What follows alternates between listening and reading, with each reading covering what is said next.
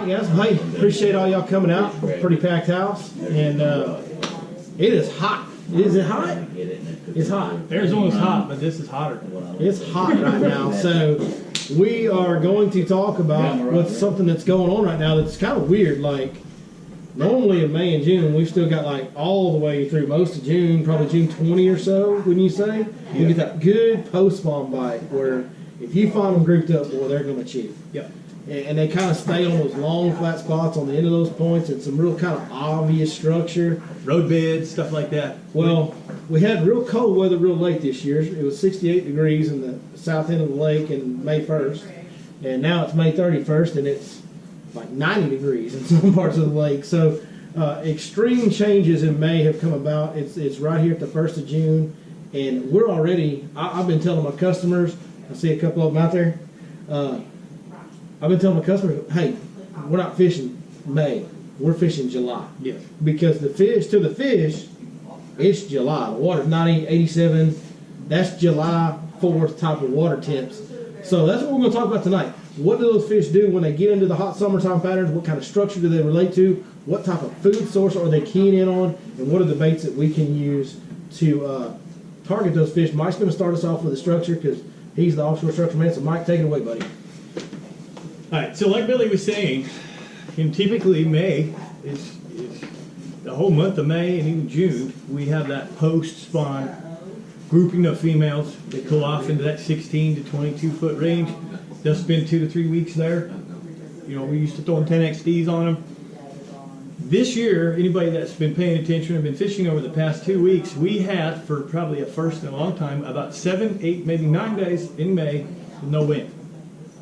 All right, anybody been out on the water and when you start to go deep, let me back up. So these post-spawn fish, when they pull out, they want to go out in that deeper water. All right, they really want to have that range of 16 to even 27 feet of water. And in fact, before all of the lack of wind, I was actually catching the fish in 35 feet of water. So if you followed me 10 days back when I was hammering those big sacks, those fish were in 35 feet of water. If you've been on the lake, as this exponential heat hit us, no wind, you start to see the thermocline build. You see that haze on the bottom? Okay? So a thermocline builds from the bottom up. It always starts from the bottom and rises up on fork. Okay? In a big deep lake at 200 feet, it can start in the middle of the water column.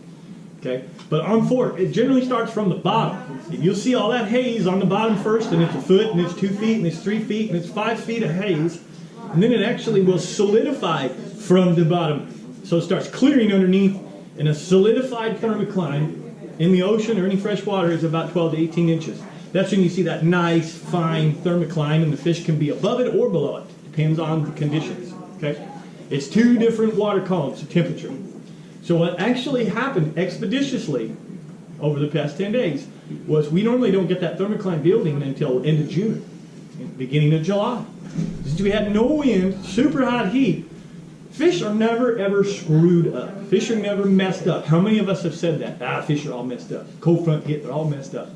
Deer are never messed up. Mother Nature's creatures are never messed up. They're survivalists. So they're doing whatever is best for them in survival in their scenario. They have to do what Mother Nature tells them to do. So the fish can't say, man, I don't like a thermocline in May. I don't want a thermocline. I'm going to stay in 30 feet of water. They're going to die. There's no oxygen. Okay, so if you go out there in that haze right now and drop a brim, which you shouldn't be doing on fork, but if you did, you drop the brim in that 5 foot of haze, leave him down there for about 5 minutes, he'll be dead. Okay, he'll be dead. So typically, that's not normal. So what it did is it forced the fish to expedite their pattern, what they have to do. So they're already suspending in trees. Mark Pack watches this. Watch out. Mark Pack's going to crush it next week. He has not, I'm not knocking Mark Pack, but his wheels just haven't got that far ahead. Billy and I have got lucky by working together and communicating together and what we're seeing together. We've had the aha, oh my gosh, this is what's going on. So we've been looking ahead, and it's been functioning. We're fishing now the way I fished in July. And I'm catching fish. I'm finding those fish in those places. I'm seeing them suspended at the 16-foot range in trees. They're not even on the structure anymore. They're not even on the road anymore. They're suspending already in the trees, which is a summer pattern. So keep that in mind. We could cool down. We could have a week's worth of wind. Big winds will break the thermocline. Anybody's fished Lake Fork a lot? How many times have you seen the thermocline start to build, gets solidified, and then you come back the next day, it's gone? When wind blows on Fork, okay, it's such a shallow-borne lake that if we have 15, 20 mile an hour sustained winds blowing from the south, it drives the surface north, okay, south to north, and it actually makes a circulation in this shallow 35-foot lake, which will break that thermocline. So just as we're teaching it's fishing like July today, right now, if we have a whole entire week of big winds and a cool down trend, it could backtrack. It could come back to the normal patterns, break the thermocline, and those fish will come back. Is everybody with me? Does that make sense? So they're really just progressing a little farther ahead of what we're used to seeing them do this time of year. In a nutshell, the post-spawn bass love brim. Okay, we talked about that. May, June, and July. Come on. Anybody that's been out there on that lake knows them fish eat brim. All right? So I've gotten into a lot of the colors I'm throwing is brim colors. Billy learned something today. We're going to talk about it that I just didn't realize. How many people throwing red bug right now? Red bug. Works, doesn't it? One of the colors to throw right now. Billy's going to tell you why. We're learning. If you guys like to learn from us, it's because we're doing our homework out there, paying attention to every last little detail we can possibly find. He come across something today that's we just concur together. Come on. Yeah. Right? Makes Here's what happened. Everything tied together. Everything tied together. All right. As of 2 days ago, I decided I'm going to start fishing summer patterns. So I've switched. I'm still throwing a jig. I always throw a jig. But I normally don't start throwing a big worm. What color jig do you throw, Mike? What's the green and orange? Right? Green and orange. There you go. Green and orange. And I like even a little bit of. I put the Falcon crawl trailer. So I got a green and orange skirt, a Falcon crawl trailer, which is a little bit of red. A bit of red. Yep. Okay. So it's got that green and orange red in it. Well, I switched already to my big worm, which I normally do not even touch until July. I promise you, I do not break the big worm out. I broke out my favorite big worm, which is red shad. And stay with this key. That's word red that I just said. That's a power worm 10-inch. I like the 12-inch. We're going to be getting some of the 12-inch here in the store soon. I typically will throw them two ways. I love them on a wobble head. So when I'm throwing a 3/4 ounce jig, so I throw a 3/4 ounce wobble head. I'm going to throw it in the same water that I'm throwing a jig. And then if I get really, really heavy cover, like maybe a point that's just really bad timber, I will go to a regular Texas rig, peg the weight because it comes through the timber a little bit better than a football head. Yeah. But the key that really just intrigued me with what Billy shared with me at the end of the day was within 5 minutes of fishing with this 2 days ago, the red shad, I was catching bass. And so I felt confident that I was into the summer pattern. Billy and I made the right decisions. They're already eating the worm. Look at everybody's out there eating the worm. When do you remember me eating the worm in May? When? No, you won't. But where Billy closes this up and ties all this together, it's about the brim. Right? Post-spawn fish will get fat and recover quicker on brim and crawfish. And these colors that we're talking about right now completely tie in to our brim specifically. They also match our crawfish. Okay? A lot. So, any questions so far? How do I actually fish that? Just like the jig. All right, stroke it. If they're aggressive, stroke it. You can get them to bite. If they're not, drag it. Functioning through the cover, okay? That's the key.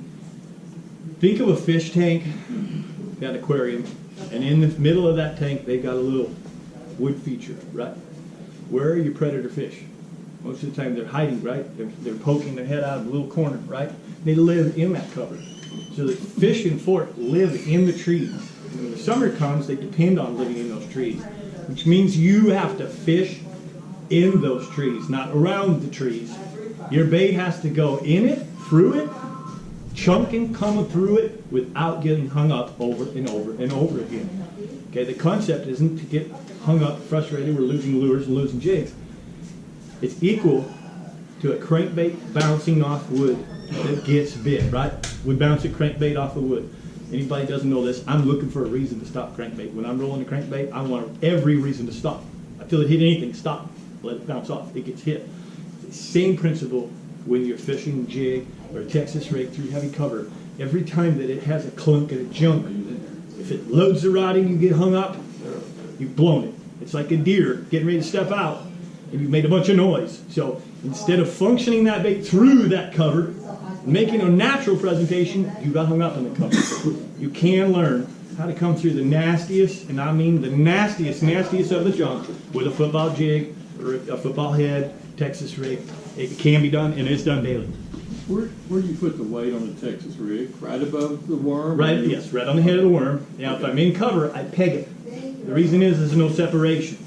You're in heavy wood, you can separate. And then your worm's hanging up on the top of the tree and your weight's at the bottom. Okay? So I want you to think this. Now, everybody with me so far? Here's the key. Remember, they're getting in tall trees. Okay? So what ends up happening is that you throw, your bait goes to the bottom, but you've draped trees with your line. You don't know it. You start pulling and it starts to feel weird. Right? You're climbing that tree. Your jig or your worm or whatever is climbing up the backside. Like if I threw over this, it has to climb up the backside first before it gets to the top. Okay? So as you feel that structure or that cover, you don't pull tight line. You have to chunk loose line. So that rod isn't loading. It's just clunking on it. And I clunk through the tree. And here's the key to getting bit more. Is as you discover the top of the tree, and you will, as you get better and better at this, you'll feel it clunking, you're going, okay, I'm getting close to the top, it's getting close to there it is. You feel it come over the top of the tree. Push that button and let that bait free fall down the tree. Do not allow it to pendulum swing back to you. All right? So the first function is learning how to get the bait to come through the tree. Might I add it? Yeah. Guys, don't just push your button because some of your spools will be a little too tight. Push the button and strip. 2 strips usually Make sure is... it has no drag towards Right. you whatsoever. 1 foot strip is typically about 3 feet. If you grab at your dealer strip, you're going to get about 3 feet. So if you grab it 1, 2, 3, you're going to be just fine. But here's the reason I want to tell you how important it is. And I did not know this until many years of being on a demonstration tank at Bass Pro Shops, at boat shows and all those things, and the epiphany hit us as if a bass will follow that to the bottom, he's going to bite it. And that's what happens to those suspending fish. So they're sitting here in this tree. They're suspending at 15 feet over 30. Your bait culls over. It clunks up. They see it. They see it clunking its way through. It comes up over and then it falls right next to them. And if they go after it, you're going to get bit. 99% of the time, if they follow it to the bottom, they eat it. So that is the knack of pulling it through the tree and achieving that presentation is why we get bit more. So. Any questions on that? What kind of line do you use for that technique? Fluorocarbon. 20-pound fluorocarbon. Straight for my jigs, I run 20-pound fluorocarbon straight. For my Carolina rigs, I run 25-pound mono, and I run the leader fluorocarbon. The wobblehead Texas rig worms, straight fluorocarbon. 20-pound minimum. That's minimum. The other thing is, I'm going to let you out a little secret. There's some fish that will get in what I call do-nothing areas that do not have cover. They're usually really steep, deep grades, and they have something, they have the cover somewhere else. It's a feeding area, it says. It's a lounging area. If you will actually take in those little areas and drag uphill, it's a very overlooked concept. You get snagged more, not in those cleaner areas. So I have a lot of functioning areas that have some laydowns and they have some stuff to deal with. But dragging uphill with a jig or a wobblehead or a big worm has the presentation that bait is struggling. Right? If you're dragging downhill and you pull the rod tip 2 feet, it may slide 5 or 6 feet. So it's speed fishing downhill. It really slows you down. That dragging uphill will force you to slow down. It'll also help you really have contact with your bait, which is really the most critical part. Being connected to the bait to come through the tree, being connected to the bait to feel it when the fish takes it. Any questions? Mike, you rigging that text pose? Are you rigging that No, text pose? on Lake Fork. All right, and it's not just fork. If you are in heavy wood, heavy cover, grasses, sometimes I'll still text pose. But never text pose on Lake Fork because as soon as it contacts wood, it hits the wood and you get hooked up in the wood. So that's also why I always exercise a bigger hook set than you're normally used to. I want you to reel down. I want you to have a big upper swing, stiff speed, not muscle. I don't want the rod tip to move from the front of the boat to the back of the boat, but I want that expeditious speed. So it's pop, okay, and that tip, you'll hear it. If that's happening, you will drive that hook through the non-text posed worm. So you need it to be buried, or you'll get hung up a whole lot more. A whole lot more. Good question. Anybody else? And the other thing is when you're in those trees, one of the biggest mistakes I watch my clients do is they get the hang of coming through the tree. They learn it. They start to get the confidence. They get that first fish hook. They set the hook big like I want, and they go, oh, it's a big one, and they put that rod tip down. Right? When you're in those heavy trees, I want that fish to come to the surface. All right. The odds of losing them by throwing the hook are less than the odds of wrapping in the wood. So I want that big hook, that rod tip high and back. The rod itself will suck that fish to the surface.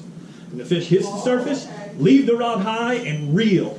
You're not horsing, you're not over horsing, but don't stop. And if you own the mouth, Don't stop. don't stop. Don't stop. Don't stop. All right. Both So Billy and I many have done people this. have lost fish because it's right here.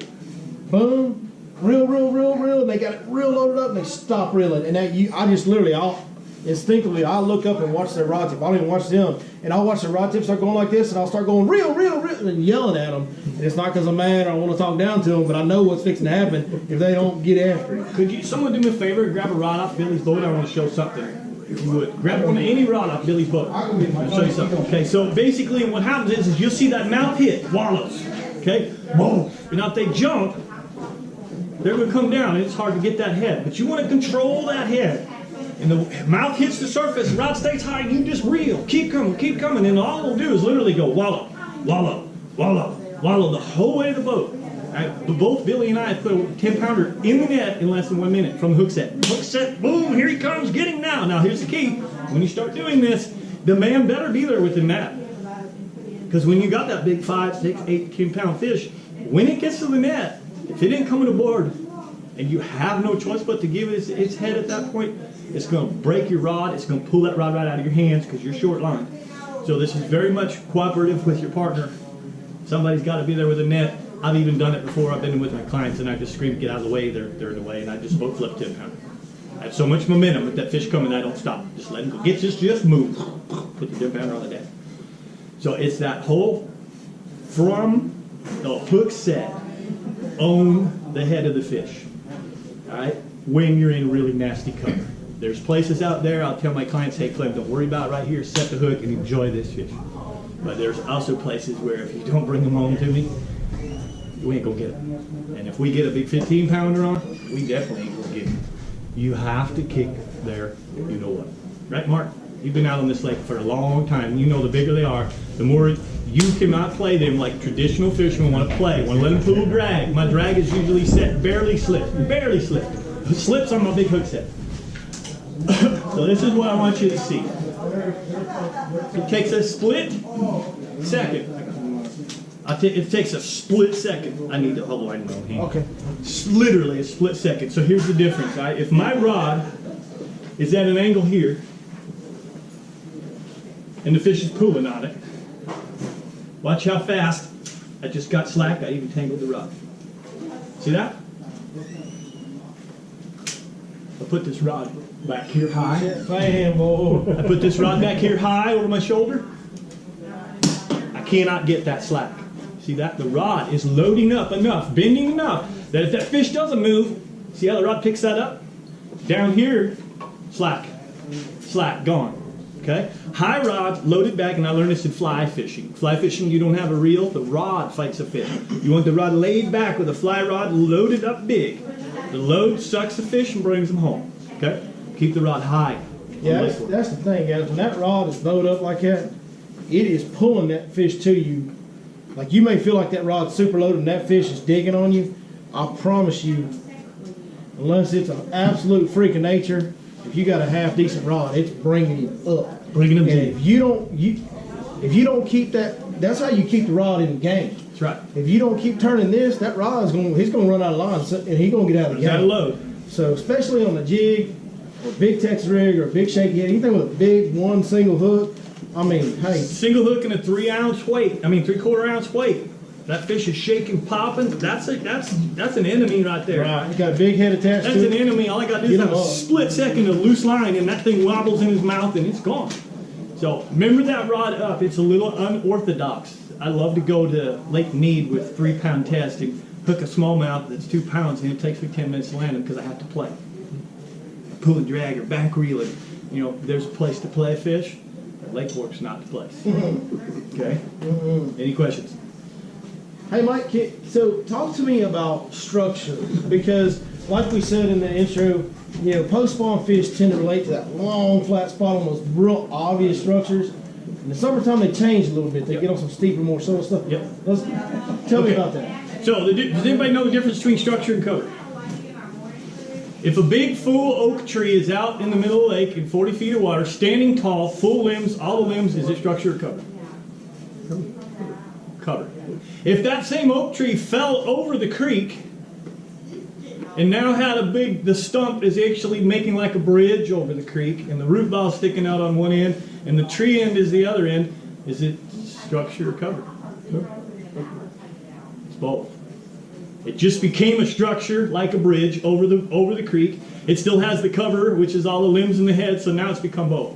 I'm trying to get you to realize that there's cover in the water, which is grasses, brush piles, timber, stumps, docks, that's cover, okay? Structure is usually some kind of a feature, okay? It's a road, a bridge. It's a long point like what they call Chicken Ridge, Dale Ridge. Dale Ridge is a massive structure. If you look at it at the map, and you'll see outlining the whole thing, and it's got a quarter mile worth of water in it, right? No, it's probably more. It's like 3/4 of a mile. 3/4 of a mile worth of water on Maybe Dale a mile, structure. it's How not. about this? Let's use the one I'm going to use where I've been fishing. Public hump. Okay, I just had some guys, we were out in the water, and they talked about a hump, a public hump. Did we not have a pretty cool lesson when I zoomed that graph out and showed you that it's actually a long point that valleys to a hump, that valleys to a hump, that valleys to a hump, that valleys to what people call the public hump, which is way out on the deep side at the creek. It's probably 1,000 yards long. The whole structure, It's half mile plus. I mean, it's the whole structure is called a megastructure or a superstructure. In the ocean, they would call that a massive reef or a big coral reef. It sustains life. It's got 2 foot of water and 40 foot of water. Creeks, tree lines, it sustains everything. So one little area, a lot of structures, like a bridge structure can only hold a certain amount. So you go fish a road in a bridge, it can only sustain like this room a certain amount. You have a quarter mile long structure. It can sustain groups of fish. So the points at the mouth of Little Caney are same thing, super long. Super long. And that gives them a place to cover ground, live through the summer and winter. A lot of those same places are winter places. Literally shallow feeding, it's called kitchens, and bedrooms and kitchens is what I call it. The public hump, they bedroom in the trees, they bedroom suspending, they come to the hump to feed. Okay, wind blows on the hump. Why is it good when the wind blows? Flowing food in, fish leave the trees, it's about 50-yard swim, boom, they got their food, they're done, they go right back to their trees. So when you find those megastructure or superstructure, you can darn well bet that you don't need to run from here to there to here to there. You don't need to run the other side of the lake. You need to learn that superstructure within that quarter mile or whatever it is. The life that you're looking for lives there and utilizes that structure. They depend on that structure. They're going to use it in some shape or form. So, Can I jump in with you real quick? So Yeah. let's talk about what some people call Heartbreak Ridge and Public Hump. Heartbreak Ridge is kind of the name for that long stretch that Mike's talking about, the hump saddle, that runs out and ends up in Public Hump, which comes way up, about 6 foot of water on top, Yep. and 30 foot of water where the creek swings behind it, 30 plus in some cases. You know, the post-spawn prime feeding thing, which we're kind of seeing it fade. Me and you have Right, both been right. working this ridge in Yep. different areas and sometimes in the same areas. And the post-spawn feeding plateaus are more long, Yes. slow tapering areas, the ones we've been fishing. But we've talked about this over the last week. We're getting out there to the hump, the Yeah. actual hump on the end of Public Hump, where the feeding table, the Yeah. kitchen is much smaller, much. and the bedroom is much closer. And larger and deeper. That's a big deal. For me, Yeah. what I see Yeah. happen in the I like it. summertime structure is the kitchen gets smaller. It's not this long, slow sloping plateau. It's a short, sharp drop with a flat spot on top that's not nearly as big as it was before, Yes. and the deeper water is much closer to Much closer. that table. Absolutely. Table gets real small. That's the all I holler always want gets to throw in there. Yeah, go perfect. ahead. And you're making me kind of lead into a little bit more.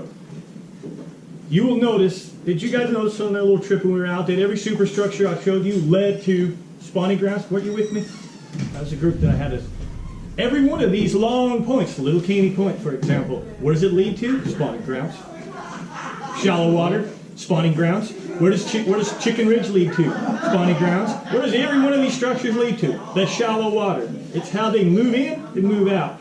And just like Billy said, you know, everything's right, they're going to spread over the whole thing. That's what we're used to seeing, is them spread over that whole thing. Heartbreak Ridge pulls fish all the way, post-spawn fish that come out of Birch Creek.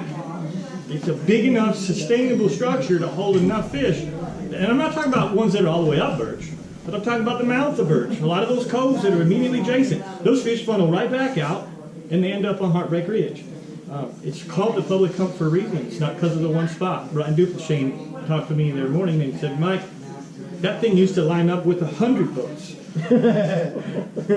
And every boat caught fish. Why? Because that's the highway. That's how those fish come and go. That's the deer trail. And there's little sweet spots in it, right, Mike? There's little sweet spots. What are those sweet spots? What are they, Mike? Those are, come on, someone answer for me. We have counted this year. What are the sweet spots Come on on. all these big superstructures? What are they? Shell beds. Shell beds. Live shell beds.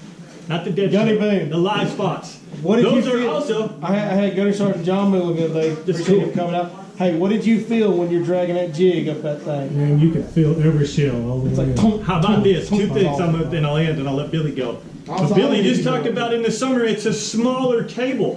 What kind of table is it? It's a shell bed.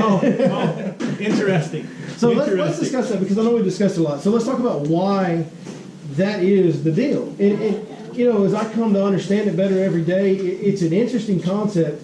And what blows me away about it is, for years I fished Fork. You know, when I first started fishing Fork, just a couple years after that, it got to its lowest point. I started fishing Lake Fork in 2009. That's when I moved here. And became my home lake. And it was full then. It was full. Yeah. In 2011, it was not full. Yep. It was at its all-time low, which was 2010 was the first drowning right. year. Yep, 2011 it reached 8-foot low, which was the peak of the low, or 7 3/4. It was right at 8. So I had to fish offshore. You know, I'm traditionally grew up as a shallow water guy. I still like to do a lot of shallow water stuff, but I had to learn to fish offshore because, man, that shallow cover was gone. Go on. Yeah. Well, as I learned to fish offshore, I just through trial and error because I wasn't the guy that knew about fishing reports or, you know, fishing forums or websites. I just came out here and went fishing when I first started coming out. I didn't know anybody or anything, but I'd be exploring these areas, and I like the Carolina rig because it was simple and easy. And I like the big jig because it was simple and easy, drag it, you know. And what I called back then, I was just looking for the crunch. The crunch. That's what I called it. And even when I first started guiding, I was still telling customers, I don't know, I'm just looking for that crunchy stuff on the bottom. Because when I drag my Carolina rig, it goes crunch, crunch, crunch, crunch.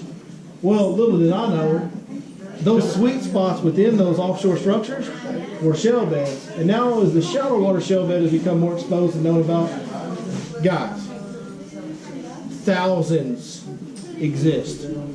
Like literally on every big structure, there is spots within the spot Yes, that's a key word right there. that people Google talk that. about, you know, like on Chicken Ridge, there's Within the a, spot. there's a spot you can drag over and it feels like you're dragging over that couch cushion. And there's another spot that you drag over and it feels like you're on some gravel.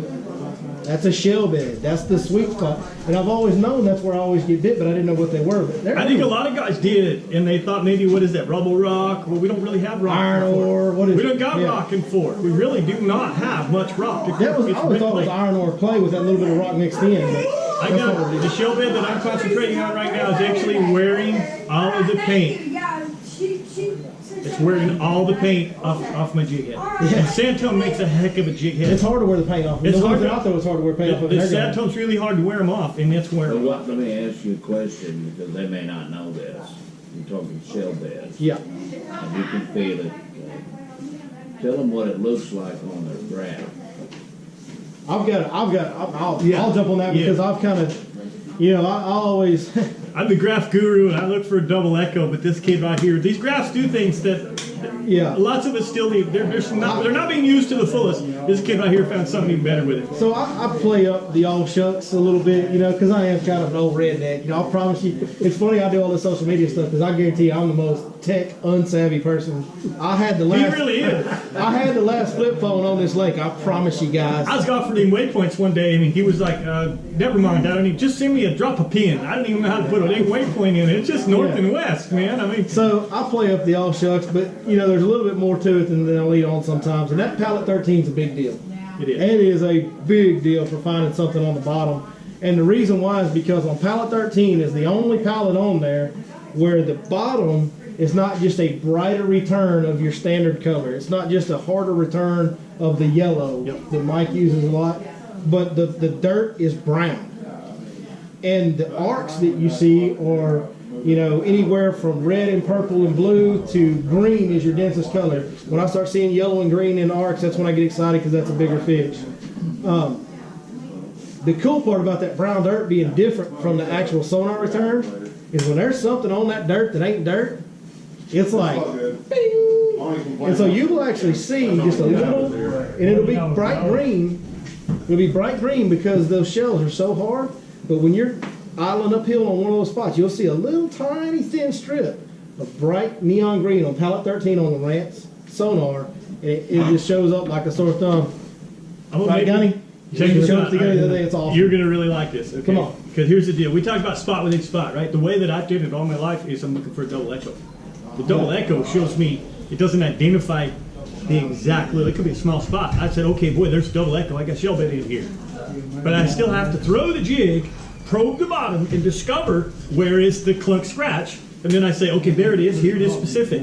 This palette I just go around waypoint and my hit spot every time. shows it, okay? And what just popped in my head is about, I've been here 5 years. God, I want to say 2010 or 11-ish. Brent Ayler is one of my great friends. And we go looking for quagga mussel beds in Lake Mead, in Lake Havasu, in Lake Powell. And this, until you just now said it, it didn't click. But I can remember Brent saying, green means go. That's it. It does. It means go. Green means go, man. And How you you know- find how you find those shell beds? Green means go. It's kind of funny that I've used it for the shell beds now because I originally started using that because grass made such a great contrast. Yes. And when grass was first starting to come back into the lake, I would use pallet 13 even on the old ranches because the grass would be maybe this tall. You know Looks what I'm like saying? popcorn. But I was trying to find where it was coming, where it was going to be next because you know you're always trying to stay in front. And so when you use that pallet 13, that strip of grass this tall is a little red And it's strip. red, yes. It's a little red or sometimes yellow if it's dense enough strip on the bottom, and that's how I started using it. It just works for shell beds tremendously. Yeah. One thing I do want to touch on though, why are the shell beds so important, Mike? Because it all kind of started. I'll let you take over, but freshwater mussels, they're filter feeders. Yes. Shad and a lot of bait fish, minnows, brim, they filter feed as well. And so they're feeding on some stuff that's above my pay grade, plankton of all different sorts, little microorganisms that float through the water. Mike knows more about that stuff than I do, but here's what I know. That shell can't get up and swim off. So he's going to gather and build the biggest shell beds in the area that has the most of that food source coming to him, like these superstructures that condense the water column from top to bottom. And so all that plankton, as it flows through there, gets pushed right into him. Well, what else do you think is going to gather there? Whatever else eats it, right? So the other bait fish are also going to gather to eat that same food source of that plankton. And when that gathers, we all know where the food chain goes from there. Where do you think a little 2-inch bass right now goes to feed? Exactly. Where do you think he eats? Plankton. There's two types of plankton, zooplankton and phytoplankton. All living creatures born begin to feed on that. That's what their first food is, okay? All water creatures feed on plankton first. Clams filter that plankton, okay? The other thing is think about this, right? We talk about the wind as your friend, right? Right now there are clam beds, shell beds everywhere on the lake. If I could make Mother Nature blow from only the south for the next year or two, Yep. there would only be Yep. clam beds on the south side of the structure, Correct. okay? Which is why it's so important on Fork to fish using the wind. Those wind-blown clam beds are activated by the wind, blowing fresh plankton, so the clams come out to feed. It's alive. It's alive. Not only do the clams come out to feed, but when plankton starts gathering on that windblown side, the bait fish come out. Everything does. So it's what it starts with. So it's now what Roy Hawk teaches a lot is a live, active zone. You have found an area that's alive. Remember when we first went up, you said, you could see how alive that spot was? Yeah. Alive, it's happening. And it's not. And we weren't necessarily even seeing like big bass arcs or anything. There was just. You don't have to. So we could tell there was so many different species of bait. Looking on our graph, there was big bait, small bait, in between bait, and it was just covering your whole screen. And I went, dude, it's gonna happen right here. It's gotta happen. Right here. It has to. And it's a feeding table, so it's like you and I going to King's Buffet. There's a smorgasbord right there, and that's what those post-spawn areas, those long points service says. Those long points are probably, as we're talking it out more, I'm clicking their bigger source, so they have more live shelf beds. It's a bigger source of food, better place for those volume of fish to funnel out before they kind of spread out. Right. Awesome, man. Cool. That's good stuff, dude. Feel free to hang out up here and help me out with this. Yeah, so let's transition part, into the baits. red. The red. So there was something that I saw today, and I wish my customers that were here today were here tonight because they can testify to this. We don't need to. We know you're real. So brim is a big deal, and I'm kind of, this is my new theory, and I could be 100% wrong on this deal, so don't hold me to it. It's just my opinion of what I think goes on in the summertime and this time of year. What do you know, man? First thing is, I see a lot. Who saw the picture of the big gizzard shad I posted? That's a little one. 2 pound plus gizzard. This thing was 15 inches long. I mean, it was a darn good under. You know what I'm saying? Right? So you cut a check next weekend, I guarantee you. Giant gizzard. Somebody give me a couple guesses on how many feet of water you think a gizzard shad that big came out of. Somebody throw up a number. 30? Somebody else give me a number. 10. 10? That's closer. That gizzard shad was in 4 foot of water, guys. And she ain't alone. I'm talking about thousands of them in 4 feet of water. Who saw the 10 pounder I caught 8 days ago? That 10 pounder was caught within a cast of where that gizzard shad was floating. In 4 foot of water. Now that particular fish was off the edge of a creek bed and was probably more like 6 to 7, but it was right there next to that 4 foot plateau. Which, real quick, which is exactly what we're doing offshore. It's the same thing. Same thing. Same thing. Yeah. Well, we talked about that at the last seminar. 16 to 30. I covered that last 4 to seminar. 8. How the shallow water is the same deal. It's offshore structure in the summer, but I personally am beginning to come to believe that the big gizzard shad, the vast majority of them, stay shallow way longer than we traditionally thought they did. I think the majority of them live shallow. I think they love grass. Grass just feeds them in a bigger way than anything else can. And when there's grass in the lake, by golly, that's what they're going to hang around. And there's plenty of it if you go looking in the right places. You get on the north end of either arm, north of Birch, basically north of the 515 East Bridge, north of 2946, and north of the bridge in Birch. And there's grass everywhere, guys. I mean, everywhere. There's also a deal that happens. Gizzard shad still spawn in the summer a little bit. If you go down to the mouth of Little Caney, every once in a while, if you look at a wind-blown bank with a little shallow clay point or something, or a little shallow shell bed, you'll see some birds stacked up, and then you'll see some crazy stuff going on around there. And it's almost impossible to catch those bass. If you're ever lucky enough to line up on them, just pick you up a square bill and say thank you later. Because you're going to have 15 minutes you'll never forget the rest of your life. But there's gizzard shad still spawning on the south end of the lake right now today. And it's random. It's off and on throughout the day. It goes with the wind. It moves around every day. So it's really hard to pattern. It's not something you can really target. If you ever notice a wind-blown point or bank down there on the south end of the lake this time of year, and you see some herring stacked up, get there now. Because if they show up when you're there, it's going to be crazy. Just another point that I think there's so many gizzard shad still shallow. Now, what do we traditionally throw this time of year? We talked about it a little bit. We throw football jigs in green and orange. You throw green and orange. I throw green and orange or green and brown. We throw Carolina rigs with red bug stuff that looks just like a brim. Red bug. A baby brush hog or impact shad and brim colors. You know, watermelon, this and that, right? Everything we throw out deep that we get bit on, what's it look like? A daggum brim, does it not? And then as we get in the summer, we start throwing this red stuff.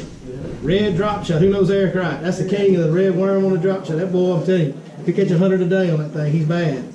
But he throws that red worm on that drop shot. The shaky head, I'm going to talk to you about in detail here in a minute. Plum is the best color on it in the summertime. I saw something today. I'm on one of the deep spots I've been fishing, about 20, 25 foot of water. Now, it's kind of a subtle deal, not really. It's more brush pile driven than anything else. Nothing real structure contour driven. But I'm seeing these schools of big bait on my graph. That normally I would go, hey man, you can see the individual arch, but they're all balled up. That's a gizzard shad. We're wrong. Because today, up beside my boat comes this little fish struggling, can't get back down. He's done been knocked out by a big bass, and he's just kind of fluttering on the top. Guess what he is? A brim. Guess what color he is? More red than I've ever seen a brim in my life. Bright red, like a little bit of orange on the bottom, a little bit of green on the top, and a very substantial, like that couch right there. He's that red on most of his body, and his tail is bright chartreuse. Very bright chartreuse. So he's a completely different color, and I don't know if it's because of how deep they are, because they're 25 foot of water. I don't know. The heat, the time of year, I don't know the reason behind it. Like I said, some of this stuff is above my pay grade scientifically. I just know I just saw a red brim, and we've been throwing red stuff forever in the summertime, right? So, bring it to my next point. I'm going to get into something. That's just kind of my thesis on what goes on to correlate with the structure stuff that we talked about. Now I'm going to talk about a bait that is, the hotter it gets, the better this bait gets. I guess the hotter the weather gets, the hotter this bait gets, I should say.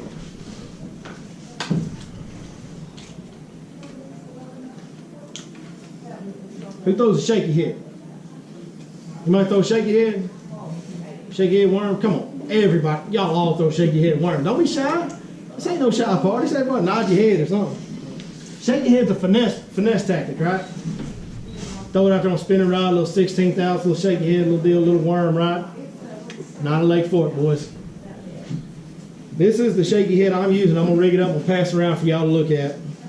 This is made by 6 Cents Lures. You can buy these at 6centsfishing.com. You can enter the code Your Lake Fork Guide and get 10% discount right there too. See what I'm saying? But it's a very good head. This head has got a good rounded shape. It's stand up, so it'll stand that worm up like it's supposed to. But it's got a very rounded shape to it. You can check it out when I pass it out. And when it hits a crevice, because it's round, it will roll. It rolls through those corners in the trees. Does that make sense what I'm saying there? It just rolls through them, and it comes right through most of them. Big thing about this shaky head is this is a 5/8 ounce shaky head. Dang near 3/4 ounce. What size football jig do we throw? 3/4 ounce. What size Carolina rig do we throw? 3/4. We want that thing on the bottom in that wind. That's what this is for. It's also got a 7/0 hook. Big 7/0 hook. We all know why that's important on Lake Fork. You got to get control of that big head and get him up out of that wood. So I'm gonna go ahead and rig this up. It's got a little screw lock on it. The worm I use on it, and I got to give some credit where credit's due. Austin Fowler kind of turned me on to this last year. Austin Fowler used to guide out here. His dad Skeeter guided forever out here. Great young fisherman and great guy. He went and got one of them real world jobs, and we miss him a lot. He's a good old boy. But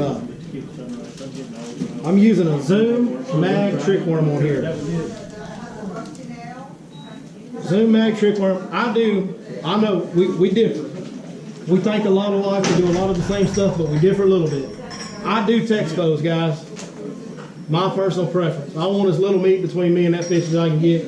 I understand my exterior. I get it. I'd rather go fetch than miss a hookup. That's just where I fall on it. It's personal preference. And it depends for me. Sometimes I don't want to go fetch. Sometimes going fetching and messing Going up. to fetch can ruin them. You're right. It's a personal decision. It really is. Sometimes I can catch 10 fish from a spot if I don't go fetch. So this is fetch. I'm done. This one's not red. This is watermelon candy, which is another brim type of color, but they just didn't have the red. I wanted the plum. Y'all know the Zoom plum color, red base, little translucent with some green flake. And after I saw that brim today, buddy, that's the color. Hey, chartreuse tail, red body, that plum with the green flake and the red translucent body, that's it. That's the one. And it's the one I've always sworn by, and a lot of other guys have as well. But we'll show this to the folks at home and we'll pass it around. What's really cool though Zoom Magnum trick worm, a 5/8 ounce, divine shaky head for 6 cents. Go ahead and start passing that around for me. it's just really cool how that all ties together. Zoom Magnum trick worm. It's like the trick worm, just a straight tail worm, but it's a big one. Now, What about even just, how about this, watermelon red? Why did they go to the watermelon red? Why does the watermelon red trick worm work so well? We now have an answer. Right. And that's what I think is the coolest So, thing, is having a Yeah, reason. it's very cool. Yeah. So here's the thing. Understanding why is a big deal. When I get a fisherman in my boat that wants to know why, not just how. How's cool. Hey, go to Chicken Ridge and throw that Carolina rig, Bubba. That's how. Why? That's the big deal. If you That's can it. understand why, That's the when the difference. fish change, you can change too if you understand why. But I was getting after something I forgot. You distracted me. Talk about Your what fault. about red. Yeah, right before that, I was thinking about something I need to say, but I forgot. It's all right. I do it at least half a dozen times when I'm up here. Y'all just don't know it. And we tired too, man. We are a lot of tired. times this is everything we can do is the second Right, wind it. that's right. So, yeah, that's, we're kind of tapering off of that jig bite now, right? I mean, it's still going, and jig will continue to be good always, and the Carolina rig's always, there's never a bad bait. But I'm telling you guys, as it gets hotter and hotter and hotter, that big shaky head Yes. is the deal. And, you know, you're talking about pegging a Texas rig, right? Well, I get that stand-up head, but it's got that round side on it so I can get it through that wood. I ain't got to peg it. And on top of that, when it hits that root system, when it hits that shell bed, it's boing, standing Stand up. straight up. It never lays down. Yep. And I love that because I can fish it so slow. I can throw it out there on that shell bed and let it sit on the shell. And that tail's just sitting there waving in the current. And then I can ease it up, hop it over to the next shell, and it just sits. And I can leave it in their face like you're talking about coming uphill, keeping it in their face long. Boy, I can keep that in their face all Oh day. yeah. Oh yeah. And so that shaky head becomes a big, big deal the hotter we get. So that's what I'm going to talk to you about that tonight. So I'm going to talk to you about setup and everything else on that right now. The rod I'm throwing that on is it's a short but stout one. Not real short, it's long enough. I'm using the 6 cents Lux Rod Series. I'm using the 7.2 extra heavy. It's a meat stick, boys. I mean, it'll snap them back. I mean, it's got some pop to it. And I'm using 20-pound fluorocarbon. I use fluorocarbon on everything that I throw deep. I will not use braid on anything I throw deep. Anybody know why? That's it. That's the noise. I hate the noise. Braid, that noise that braid makes going through your line, it makes that same noise every time it hits a piece of shell, every time it hits a tree root or a limb.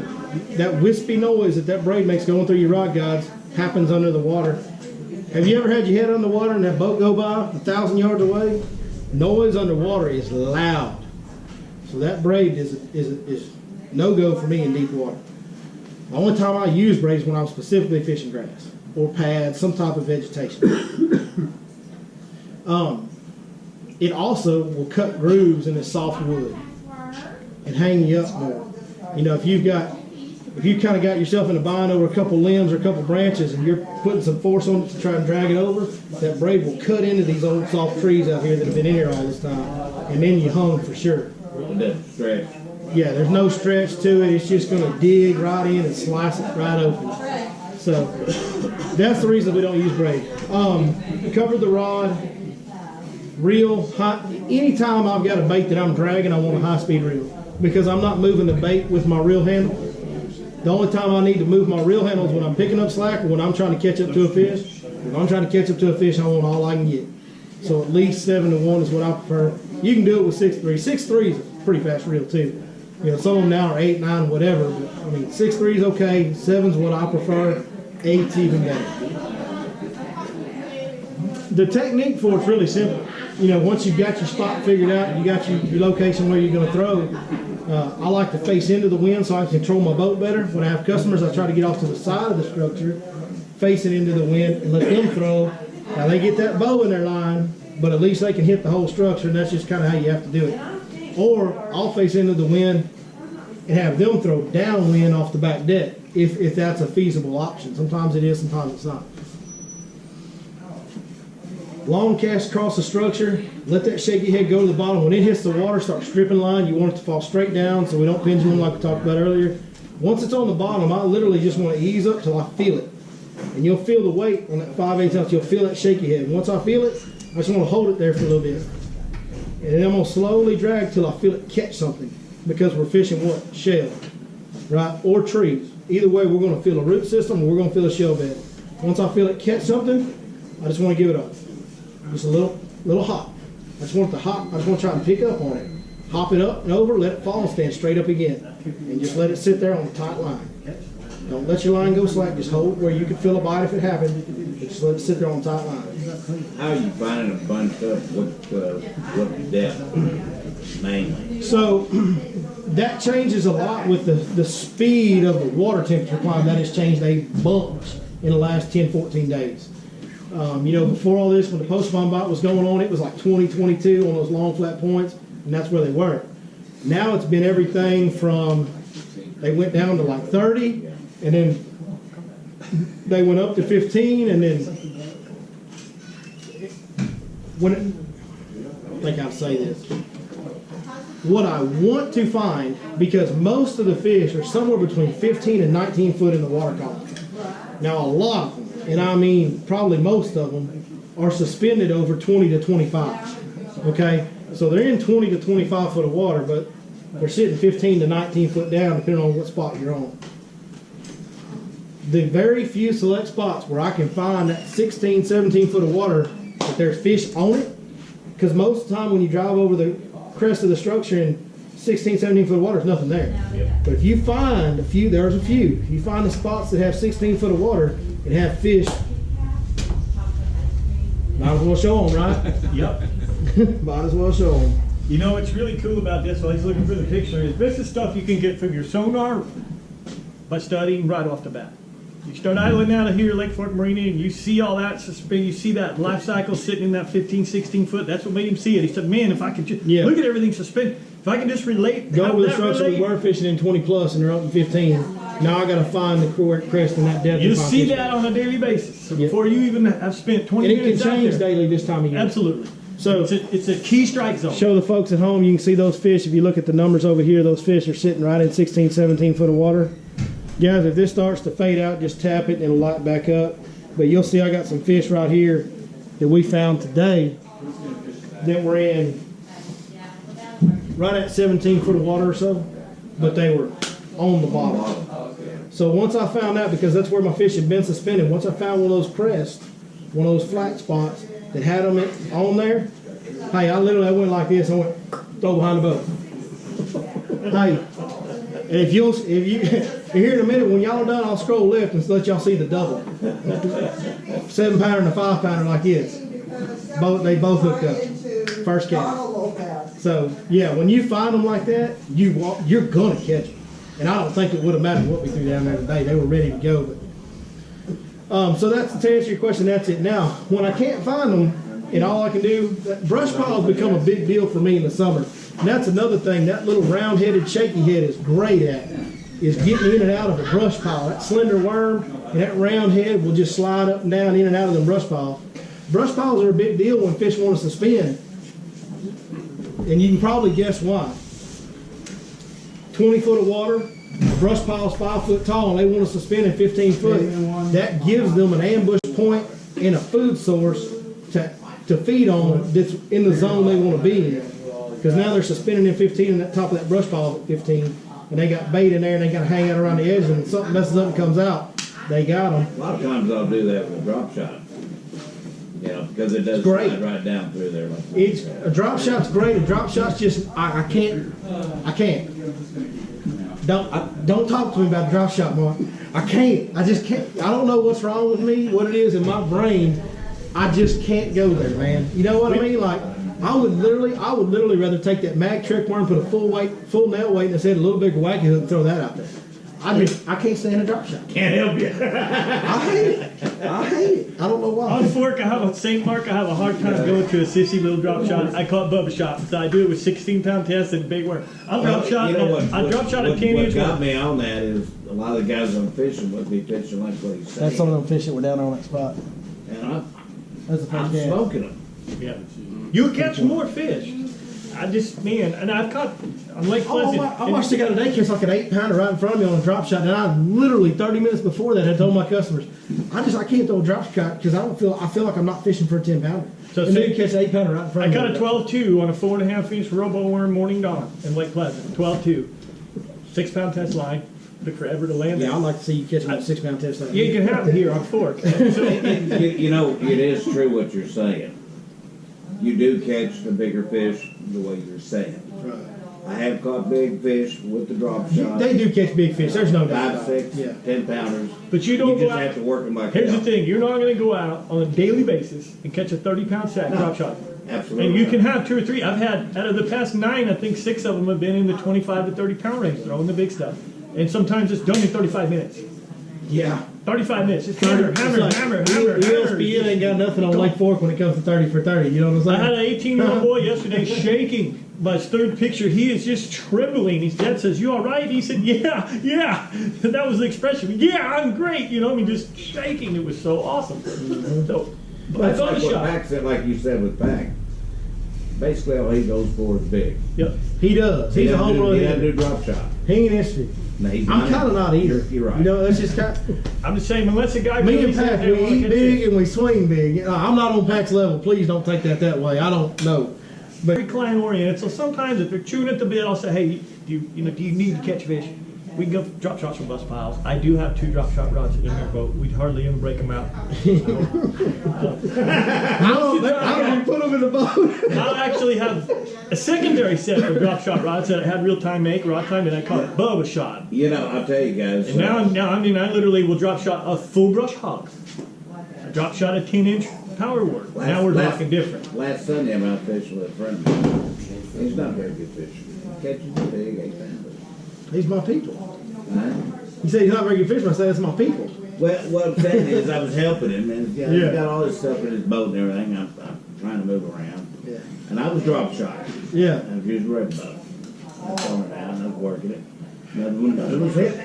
Red bug. I set it down. I set it down, and I went to help him get off his big fish, and there goes my rod.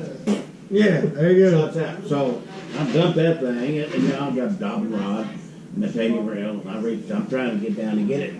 There it goes, and I mean, I went into the water. You went in? I went in. Boy, I wish you I ran didn't get GoPros the on fish. space. I didn't get the fish, but I did. You know, you talking about those battalion rails? Got that rod back, didn't you? Oh, yeah.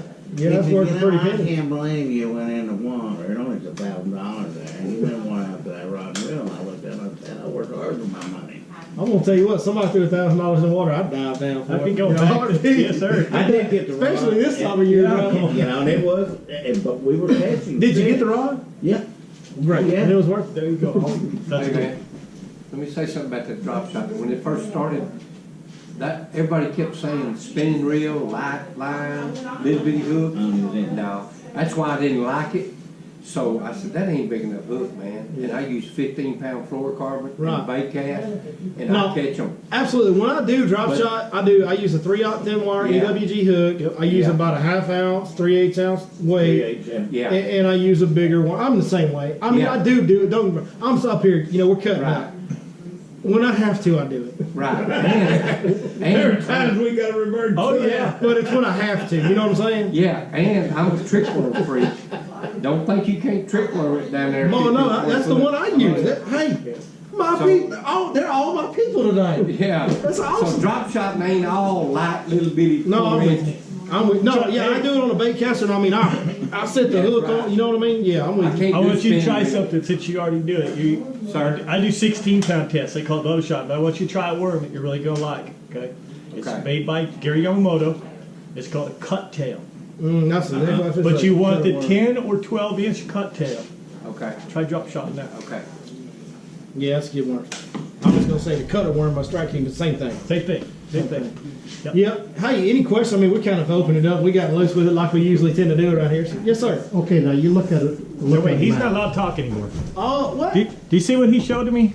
He put that up. He's like, Oh, yeah. Well, hold on, let me so see did that. you put Yeah. that? And said, Mike, Yeah. Mike, that's what you Mike need, needs Mike. some of That's that. what you need. Yeah. And what can we do for you, sir?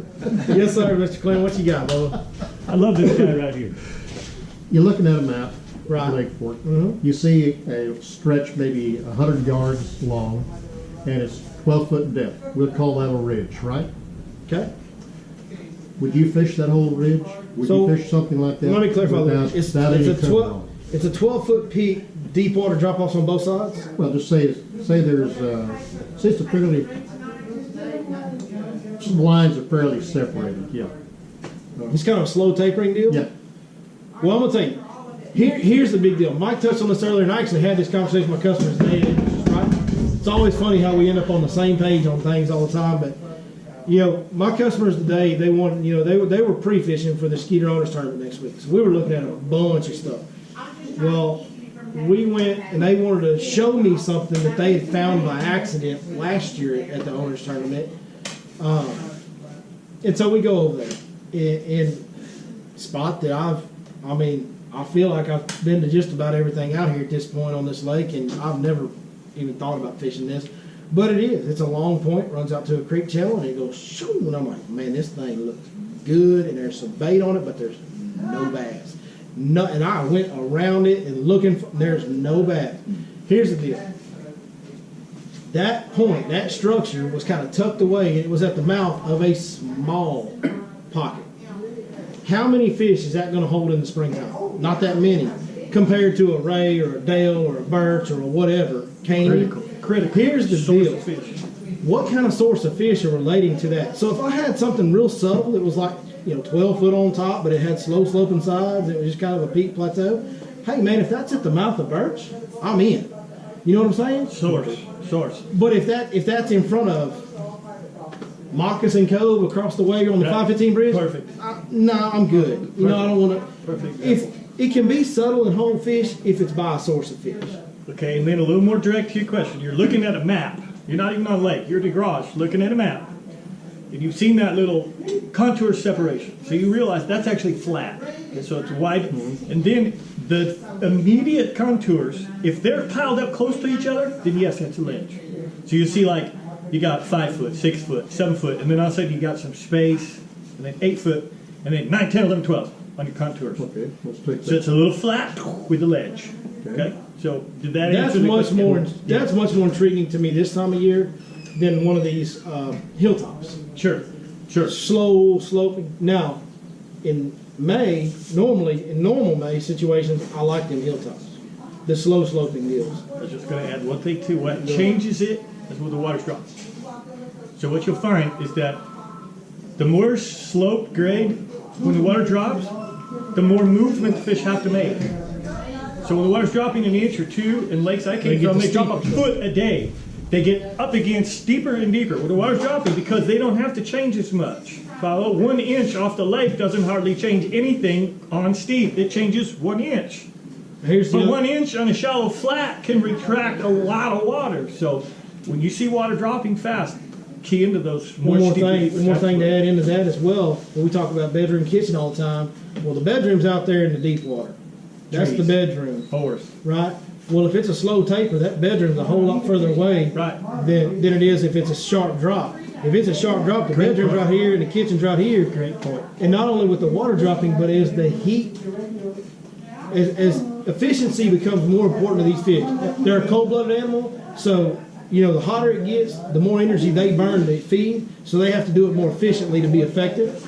So that's why the steeper, smaller stuff becomes more important the hotter we get. Along with, it correlates with water dropping because it drops every summer. Ultimately, a really big bass wants to burn 200 calories but get 800. The more efficient Burn they can 2, be. get 800. Burn 2, get 800. And those aren't exact numbers, but you get the concept. They want to gain more than they spend. It's like the creek channel swings that Pac talked about 2 weeks ago. The most effective sections of them and the most effective ones are the ones that have the sharpest bluff walls. I talked about it in wintertime jig fishing. It's all about that fish being efficient. Yep. Where he can go from 20 foot to 16 foot or 25 foot to 16 foot and expand the least amount of energy to get from his bedroom to his kitchen. That's what it's all about. 100%. Any other questions? That's what grows them big, too. Yeah. That's the thing about Fork. There's so much food, they can be really efficient here. Really efficient. They get nomadic here. There's so much food. It's kind of like us. You hungry? Nah, I'm okay. You Yeah, I'm drive. hungry. Let's go to the restaurant. We're going to food. It's right there. It's a piece of cake. Yeah. I mean, you don't stop at every McDonald's, right? Very nomadic on this lake. There's some moon stuff that works, and sometimes it doesn't. But these fish, when they want to eat, they eat. And you'll know it. Well, believe it or not, Mike does stop at every McDonald's and Sonic. That's all I can get. It's It's the only look, place man, I I can eat get. salads at lunch. This dude eats double cheeseburgers. It don't make no sense. Well, something's backwards. I'm got telling you. tapework. I'm I think I have- telling you. My doctor says I don't, but I'm pretty insistent that I have a whole house of tapeworms. As much food. Listen, he calls me here's one day, what's in he's my like- mind right now. You know what? As soon as this is over, I'm ordering an extra large pizza for Pizza Hut. I guarantee you, I'll eat it all. Hey, he I'll calls eat me it one day. all. I'm on the way to his house. He's like, I'm like, hey, G. He goes, something about. I ended up I was gonna pick him up something to eat from Sonic on the way to his house one day. He goes, hey man, give me a double bacon cheeseburger, 2 corn dogs, chocolate milk. I'm like, good Lord, what are you gonna do with all that? He ate every bit. They don't come up like that. I was like, I just sat there in amazement, like, whoa.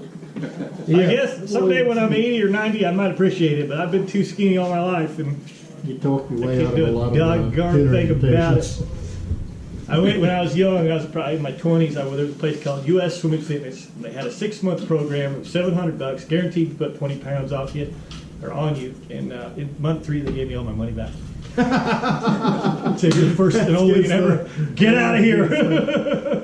All right. Well, hey, if there's no more questions, I know some of you guys are fishing tournament tomorrow and got things to do. So, any more questions before we close it out?